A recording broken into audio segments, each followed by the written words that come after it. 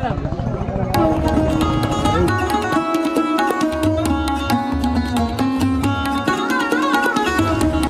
কেন প্রতিদিন এত মানুষ আসে, কি দেখার আছে এখানে, আজকের ভিডিওতে সবকিছু ঘুরে দেখব এবং সব ইনফরমেশন থাকছে এই ভিডিওটি না টেনে শেষ পর্যন্ত দেখুন।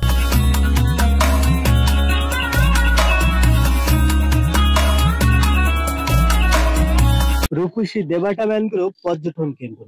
প্রথমে জানাবো কিভাবে এখানে আসবেন। আপনাদের আসতে হবে সাতক্ষীরার মেন শহরে, সাতক্ষীরা কালীগঞ্জ রোডে সখীপুর মোড়ে নেমে ডান দিকে রাস্তা দিয়ে সোজা দেবাটা থানা মোড়ে নামতে হবে। এখানে এসে মোটরসাইকেল অথবা ইঞ্জিন চালিত ভ্যান অথবা ব্যাটারি চালিত ভ্যান যোগে প্রায় 5 কিলোমিটার দূরে ইছামতি নদীর তীরে ভারত ও বাংলাদেশের সীমান্তে আপনি দেবাটা ম্যানগ্রোভ পর্যটন কেন্দ্রে আসতে পারেন।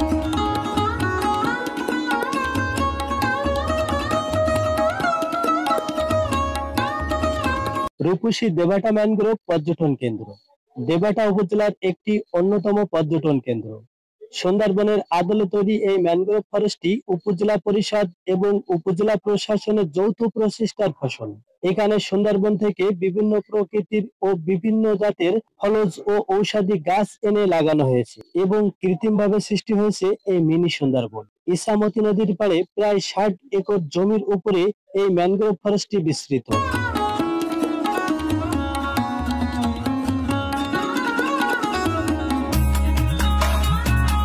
এখানে সুন্দরবনের কেওড়া, বাইন, গোলপাতা, কাকড়া, নিম, সুন্দরী সহ হরেক রকমের সুন্দরবনের বৃক্ষ এখানে দেখতে পাবেন। পাশে রয়েছে 10 একর জমির বুকে অনামিকা লেক, লেকে রয়েছে শান বাঁধানো ঘাট।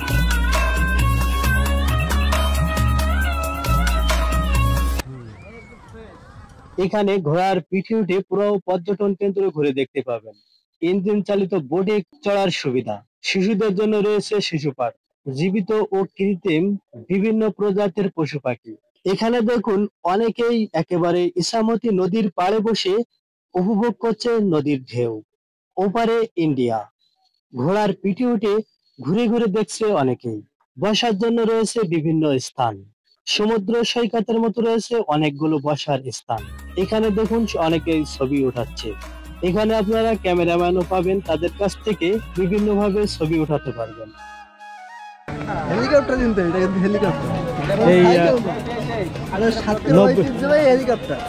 90 দশকের হেলিকপ্টার। এখন দেখতো আমাদের দাদাদের আমলে বাপেরা দাদারা হেলিকপ্টারে উঠে যায় তো সবাই। প্রতিদিন অনেক দূর দূরান্ত থেকে আসে দর্শনার্থীরা। আজকের ভিডিওটি শেষ পর্যন্ত দেখার জন্য অসংখ্য ধন্যবাদ। আমাদের চ্যানেলটি সাবস্ক্রাইব করে পাশে থাকুন। আল্লাহ হাফেজ।